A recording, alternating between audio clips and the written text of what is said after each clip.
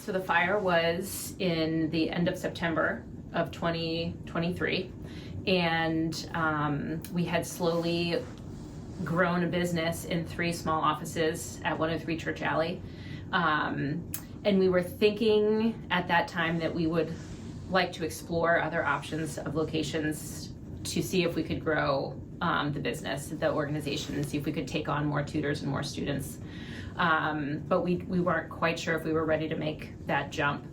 And then the fire happened, and we were devastated and displaced and out of our resources. And we were lucky enough that Emmanuel Episcopal Church let us use their Sunday school rooms. I think we were there for about 6 weeks, 8 weeks, that we worked out of the church, and they were welcomed us with open arms, and it was an easy transition for the kids because it was right next door. They had classrooms set up, so it was a nice place to land temporarily. We were sort of green in the area of, real estate and sort of trying to figure out where to go. And in Chestertown, there's not that many options. So there were some places that we loved, and then we were nowhere near being able to afford that. So this was felt out of reach, but we could make it work and figure it out. And we have loved every second of being here. I don't think we realized how limited that 3-room space was until we were here. Yeah. Because the amount of expansion that we've been able to do over the past year and a half. So now we have 5 rooms that can be utilized as classrooms when previously we only had 3.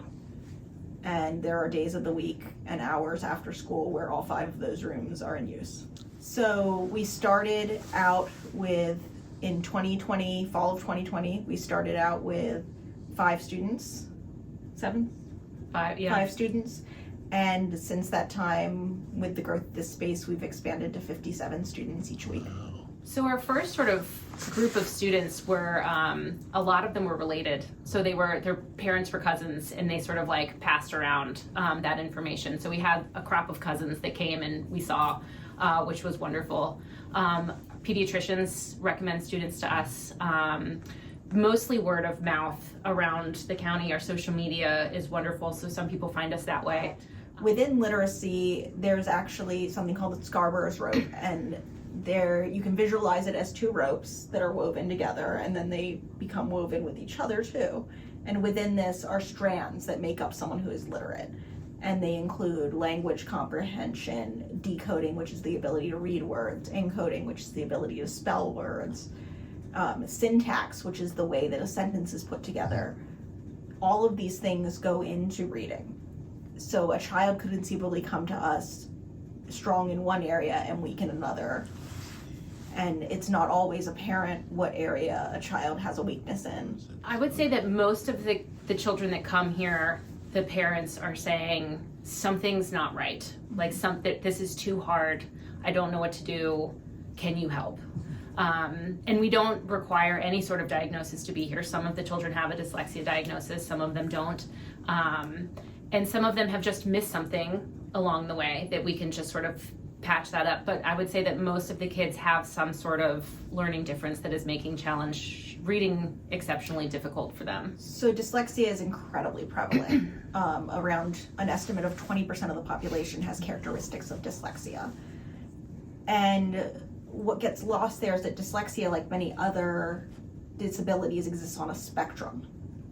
So someone could have characteristics of dyslexia and still be okay in a day-to-day normal classroom, functioning. You or I wouldn't know unless we really sat down and looked at the areas of weaknesses or the areas of strength. Someone could also have dyslexia and be completely unable to learn to read without very explicit systematic intervention.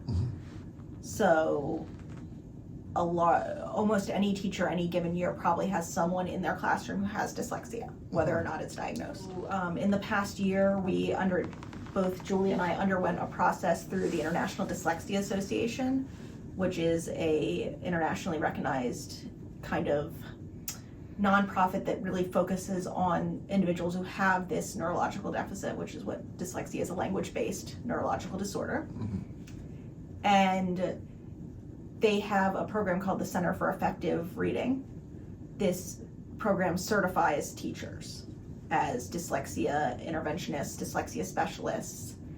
We both went through a process where we compiled a portfolio and submitted for review. And Julie has become a certified dyslexia interventionist, and I have become a certified dyslexia specialist. I would say that Maryland in general is better off than a lot of our neighboring states. Kent County has made a lot of efforts to align their instruction with the science of reading, which is the body of knowledge that tells us how the brain learns to read and why. So our students are already receiving a lot of good evidence-based instruction.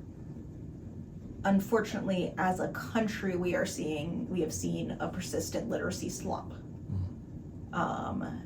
And that's been across the board: wealthy areas, poor areas, rural areas, urban areas.